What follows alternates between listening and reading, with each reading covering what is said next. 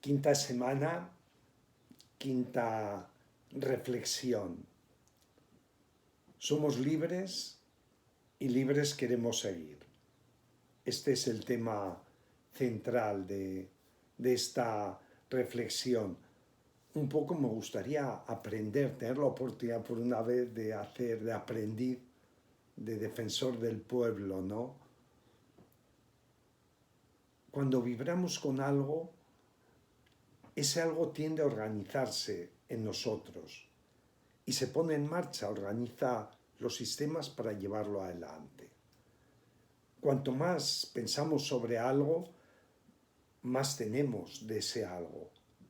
Y a eso se llama densidad neuronal. Yo quiero hacer mi parte, lo que me corresponde a mí en todo este proceso, y siempre lo primero de todo es agradecer a tanta gente anónima a la que hemos conocido todos estos días y que me ha hecho creer de verdad en ese Homo sapiens sapiens al que pertenecemos con doble ración de participio, pero que esta vez parece que lo hemos visto, que existe de verdad, que está entre nosotros en cualquier esquina. A todos, gracias por vuestra humanidad, por vuestra entrega. Yo no me cansaré de repetirlo. Es lo mejor que hemos descubierto, nuestra gente. Por otro lado, estaría bien hacer una pequeña reflexión sobre cómo observamos y analizamos la vida y las situaciones, ¿no? Es cierto que cualquier cosa que busquemos no está fuera, siempre al final está dentro de nosotros, ¿no? Y que siempre es mejor escuchar a nuestro corazón que al miedo que nos viene de fuera. Yo he hecho lo posible hoy por escucharlo, por dejarme ir, no sé, por una vez dejar que se exprese con una cierta racionalidad. Dicen que el corazón sin la cabeza no evoluciona. Pero también es cierto que la cabeza sin el corazón no es capaz de sanar. Y me gustaría profundizar un poquito en este equilibrio de estas dos cosas, ¿no? Hace unos días a Yuval Noah Harari, el autor de Homo Deus y de Sapiens, le hacía una entrevista que a mí me pareció muy interesante, ¿no? Me ha servido un poco como excusa para llevar este discurso adelante, ¿no? Y él decía, a propósito de la crisis, que la mejor defensa contra los patógenos es la información. Y es ahí donde quiero poner la atención. Claro, nuestro problema es saber si compartimos una información fiable o no. Visto lo visto, es difícil tener la información fiable, ¿no? Es muy interesante su último libro de 21 lecciones para el siglo XXI. Yo creo que gracias a esta entrevista a mí me ha venido a hacer unas ciertas reflexiones. Es cierto, en todas las constituciones, pienso, he estado mirando la constitución francesa, la italiana, la nuestra, y hay un artículo en todas ellas dedicado a la libre expresión, de lo que cada uno piensa, sea en palabra, sea por escrito, sea por cualquier medio, ¿no? Nadie debe estar sujeto a censura. Es el artículo 20, ¿no? Y es un artículo interesante siempre para analizar el derecho que tenemos a tener una información libre y contrastada, que no es fácil para nada, ¿no? Referente al coronavirus, pues ya sabemos, ¿no? Unos dicen que han sido fabricados en los laboratorios de Carolina, de Estados Unidos, que ahí fue llevado a China. Otros dicen que directamente han sido los chinos los que han manipulado y ahora se les pide información y están todos intentando que China plantee lo que sepa. Se hablan, como decíamos el otro día, de toda la electrificación de la Tierra, la famosa 5G, ¿no? todos son opiniones. A mí lo que me ha extrañado es que hay gente que desde estamentos oficiales y muy serios hayan sido capaz de negar la relación entre estos dos elementos, entre el coronavirus y el 5G. Yo no digo para nada que la tengan, ni lo sé. Pero lo que digo es, si ellos mismos dicen que no saben nada del coronavirus y del 5G tampoco sabemos nada porque nadie ha dado una información plausible, ¿no? Nadie quiere contarnos nada. Entonces, ¿cómo alguien se atreve así directamente a afirmar que no tiene nada que ver? Cuando hay gente que está profundizando y que yo creo que trabajan con conciencia, indagando en cómo nos influyen esos elementos.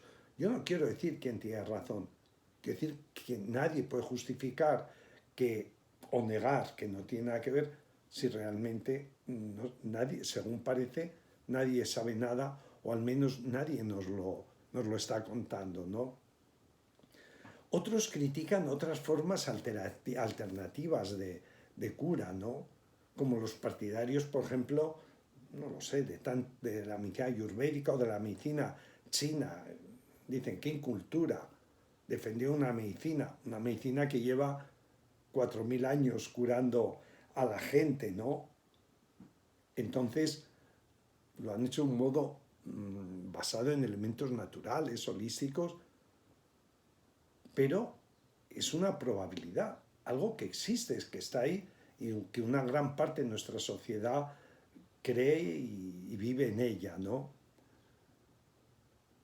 Tampoco la podemos negar, o al menos porque no vendan los productos del Big Pharma, por eso no la podemos negar, porque no acepten a las grandes industrias farmacológicas, no las podemos negar, al menos hay que escuchar. Yo la atención la pongo en la información, en la escucha y en el compartir. En un artículo en el 2017, el 3 de junio, está en El País, tenemos acceso a él, Javier Sampedro hablaba de esto, ¿no? Y decía del Big Pharma, decía que prefieren investigar la calvicie en el mundo rico antes que la malaria en el pobre, ¿no? Y hablaba de la manipulación, de los ensayos que protegen efectos secundarios de esas moléculas estrellas que tienen, que amplifican sus propiedades curativas y que nos presionan, sea los gobiernos o la Organización Mundial de la Salud, para que avalen ciertos fármacos nuevos. Eso es una realidad que la sabemos, ¿no? Y de alguna forma, claro, este avalar quiere decir que financien de alguna forma su coste para que toda la población los pueda utilizar y consumir, ¿no? Dicen que se inventan muchas veces enfermedades inexistentes para generar esa necesidad superflua gracias al miedo, al temor. Lo dicen, hay que escuchar lo que dicen y quienes lo dicen, que tienen desde luego elementos contrastados de conocimiento. El arte también se lleva su parte. En El tercer hombre, aquel primer tráiler farmacéutico de la historia con el guión de Graham Greene, nos dio elementos importantes para entenderlo. El jardinero fiel de John le Carré daba una información que nos dejaba a todos muy preocupados, ¿no? El Big Pharma se ha llevado su parte en el arte y la han puesto en cuestión. Pero también dice otra cosa que me parece el equilibrio justo. Dice que si nos quedáramos ahí solamente en ese juicio que parece el juicio del complot de estas fuerzas del bien y el mal, dice que nos perderíamos la mitad de la historia, porque es verdad, porque en estos sitios siempre hay una parte buena, hay esas hadas buenas, ¿no? O hay esas personas de buenísimos científicos dedicados a dar lo mejor de sus vidas y a investigar para estos grandes laboratorios. Y algún día estaría bien hacer una lista a estas gentes maravillosas que quedan un poquito atrás y reconocer la aportación que han tenido a la ciencia. María Grazia Pizza, la descubridora de las vacunas de la tosferina, meningitis B, acompañada de todo el personal del laboratorio, ha hecho unos trabajos maravillosos, son indiscutibles. Yo no quiero decir que defienda a unos y los ponga a los otros, quiero decir que tenemos que aprender a saber lo que hay de verdad, porque luego está una gran parte de los escondrijos de las grandes industrias, ¿no? Y hay grandes industrias también farmacéuticas como la Pasteur o Glaxo que están creando vacunas eficaces, innovadoras, ¿no? Hay que tenerlo en cuenta también. Cuando vemos esas películas hay que ver las dos partes de la balanza. No seamos demasiado juiciosos y nos vayamos con lo que nuestra tendencia más nos lleve, ¿no? Corazón y cabeza. No podemos hacer juicios ligeros, ¿no? Yo creo que las cosas importantes siempre son mucho más complicadas e interesantes de lo que nos gustaría. Por eso tenemos que tener una capacidad de información. Por eso aquel Sapiens decía que verdaderamente lo más importante era esta capacidad de información que necesitamos, ¿no? Y yo pienso que Hariri, cuando habla de esto, que la mejor defensa contra los patógenos es la información, yo creo que nos está hablando de todo esto, ¿no? Por otro lado, hay otro elemento importante. Es el estrés, el miedo, la ansiedad. Sabemos que los tres, cualquiera de ellos, juntos, mezclados, reducen de una manera muy especial las defensas inmunitarias. Hay infinidad de estudios que lo avalan, ¿no? Tanto en la Universidad de Cambridge, el profesor Ed Bullmore, que es director de psiquiatría de la universidad, y la autora Carmine Pariante, han hecho trabajos importantes sobre ellos, ¿no? Sobre la psicoinmunología y los trastornos mentales. Hay trabajos bellísimos que se han realizado, también en nuestro entorno, ¿no? Entonces, yo creo que es muy importante escuchar todas estas versiones. Hay muchos médicos que, por ejemplo, defienden que no nos curaremos estando en casa. Otros dicen que es una gripe fuerte y que es un montaje de político, económico, el Big Pharma, pero lo dicen médicos y microbiólogos que tienen un cierto conocimiento, ¿no? Todos pueden defender libremente lo que opinen. A mí me parece importante oírlos, esté o no esté de acuerdo con muchas cosas que digan, ¿no? El propio gobierno chino dijo que había sido creado por los americanos. Hoy Inglaterra, Francia, Estados Unidos están pidiendo explicaciones a China por lo que está pasando, porque realmente los acusan de ello. Bueno, habrá que oír a todas las partes, ¿no? Igual nada de esto explicará la totalidad de lo que está sucediendo por los entremanejes que se tienen. Pero son una serie de elementos que ante esta sincronicidad de informaciones, yo creo que es importante también que reflexionemos, ¿no?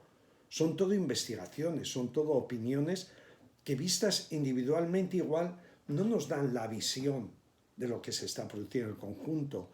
Es como estos cuadros que se hacen con muchas fotitos. Claro, tú ves una foto y no ves el cuadro, o el impresionismo puntillista, ¿no? Tú miras de cerca y ves un puntito, ves una foto. Te tienes que alejar para ver la dimensión de la obra, ¿no? Tener una visión del conjunto, ¿no? Y necesitamos, ahora más que nunca, necesitamos alejarnos un poco y ver en profundidad para vislumbrar el paisaje. Yo creo que eso es algo importante. Quizás lo malo es saber que las personas que tienen que decidir la información que nos llega, si es falsa o no, y quienes nos van a garantizar que esa información, desde un punto de vista, yo creo casi de estamento oficial, tendría que de alguna forma podernos garantizar, saber que es cierta o no, de dónde viene o no, es como las fake news, ¿no? Necesitamos saber la realidad. Es cierto que estamos saliendo de un túnel oscuro y que será un tiempo difícil y será crucial para nuestra libertad, porque esta es la segunda parte, ¿no? Yo creo que terminada la pandemia hay un riesgo de que de algún modo quieran aprovecharse de nuestra debilidad mental o económica para intentar que algunas medidas que ahora nos las presentan como temporales las hagan permanentes, ¿no? Y sobre todo introducir algunas que ya están en el ambiente de muchos estamentos internacionales, ¿no? No sería extrañar que dentro de poco, en otoño, te obligaran a hacerte una serie de vacunas, por ejemplo, obligatorias para ir al fútbol, para ir a un concierto o para ir a donde sea. Y si no las tienes, pues nada, te quedas tranquilito en casa y lo ves por la tele o lo escuchas por el móvil, ¿no? Yo creo que aquí también nos tienen que proteger de toda esta realidad que no la conocemos a fondo del manejo de las casas farmacéuticas, ¿no? Que se encargarán muy bien de hacer que sean obligatorias para todo el mundo. Lo han hecho ya en algunos sitios, como el Lazio, ¿no? Querer vacunar a 2,5 millones de personas de un modo totalmente un poco irracional, creo yo, ¿no? Pero lo importante es que alguien nos dé la confianza tanto en la información como en la ejecución de todos estos procesos, ¿no? Van a decidir ellos quiénes tienen que ir a trabajar, quiénes tienen que hacerse la vacuna, cuáles van a ser los elementos de actividades esenciales. Para las grandes farmacéuticas es una ocasión irrepetible, ¿eh? Tienen los miedos para perforarnos con la televisión, con todas sus estrategias, para convencernos de que igual vacunarse totalmente es fácil. ¿Cuántos millones de vacunas están aparcadas desde las otras gripes también? Y también aquí yo creo que hay una parte que es la Constitución, es nuestra Constitución, en artículo, me parece que es artículo 43, cuando en el capítulo tercero, cuando habla de esos principios rectores de la política social y económica, cuando dice que se reconoce el derecho a la protección de la salud. Claro, proteger la salud es proteger la información y la formación, tutelar la salud pública y los medios preventivos. El tercer apartado dice fomentar la educación sanitaria, la educación física. Es que hay muchos elementos que realmente tenemos derecho a ellos, ¿no? Y tenemos derecho a que no nos impongan ni un tratamiento por disposición legal, sino a saber, por lo menos a saber, a que confiemos en quien nos da esa información. Si no, ¿qué sucederá? ¿Que violarán nuestro derecho debido al miedo y a la confusión general? ¿Cuántos límites pueden intentar violar? Es curioso que, por ejemplo, en Wuhan, el seguimiento electrónico con el móvil está al orden del día, ¿no?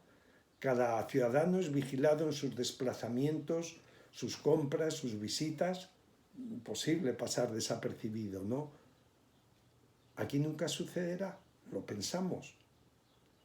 Ya nos están abusando de ciertas aplicaciones por ahora voluntarias y anónimas que decían que hay ya ciertos estudios gubernamentales para que de alguna forma estudiar cómo hacer seguimiento para evitar contactos, para evitar la expansión. y que están ya esos estudios, muchos de ellos en fases ya conclusivas, ¿no? Hacen dudar, simplemente, para mí, todo esto es un cúmulo de información que te viene la duda, ¿no? Es curioso que en Wuhan, 6 meses antes de toda esta situación, había unas protestas enormes, miles de personas, sabiendo que una protesta en China tiene riesgo, porque te juegas tu vida, ¿no? Porque quería implantar una central de incineración allá en Wuhan, ¿no? Y salieron a la calle y desde entonces todo esto ha crecido, ¿no? De Hong Kong ya ni oímos hablar, ya ni sabemos qué pasa, ¿no? Entonces, yo no digo las cosas que son ciertas o no, pero toda esta información, lo esencial es que acabemos creyendo en una serie de personas, no en esas otras personas a las que no les interesa nada ni el bien, digamos, nacional ni de las personas, sino le importa su interés global, ¿no? Entonces, claro, necesitamos esa educación y esa protección también. ¿Qué podría pasar si un día te dicen que si no tienes el programa de seguimiento en tu teléfono no podrás subir al autobús? Nos lo podrían decir. Te quedas en casita y no puedes seguir al autobús. No puedes entrar a una biblioteca, no puedes ir al supermercado. Entonces, podrás ser voluntario al principio, pero lo que sucederá a la gente que no lo acepten y a qué tipo de exclusiones serán sometidos, de alguna forma no lo sabemos, está por verse, ¿no? Una cosa es que sea voluntario, si uno puede elegir verdaderamente sin condiciones o exclusiones derivadas. Si no, a eso se le llama chantaje, simplemente. Y lo increíble es que de todo esto nos van a pasar como por un montaje un poco detectivesco, ¿no? Y nos dirán que es una maravillosa oportunidad la que tenemos delante. Hay muchas empresas, ya estamos oyendo, que están implantando la APP de seguimiento a los empleados, diciendo que es una oportunidad para seguir sus contactos, para que tenga un soporte médico, para que tenga un monitoreo de sintomatología del virus. Una oportunidad. Al final, igual hasta se lo tenemos que agradecer, ¿no? Que tener esa gente que se preocupa tanto, esos ángeles guardianes que nos quieren enfocar en cada sitio que nos movemos. Y además, todas estas cosas siempre luego nos las presentan con un buen embalaje, buenos personajes vendidos al postor de las mejores empresas, ¿no? Y yo creo que todo esto no será lo único, porque con la excusa del COVID van a encontrar la excusa para entrar en tu casa también. Y no es ninguna paranoia, no son confabulaciones. Hace unos días, muy poquitos, Michael Ryan, que era el director ejecutivo de la Organización Mundial de la Salud, el 30 de marzo, en una conferencia de prensa, dijo que el virus no está solo en la calle, ahora está circunscrito en los grupos familiares. Ahora tenemos que observar a las familias para encontrar quién eventualmente está enfermo, para moverlo y aislarlo de manera segura y digna. A primera vista, puede ser una opción válida. Pero es la Organización Mundial de la Salud. No habla alguien que está conspirando contra el mundo, habla alguien importante. Pero también hay que pensar que de este modo podría entrar en nuestras casas y por lo que sea decidir que te tiene que llevar a tu padre, a tu hijo o a tu hermano de una manera segura para que estén dignamente protegidos, ¿no?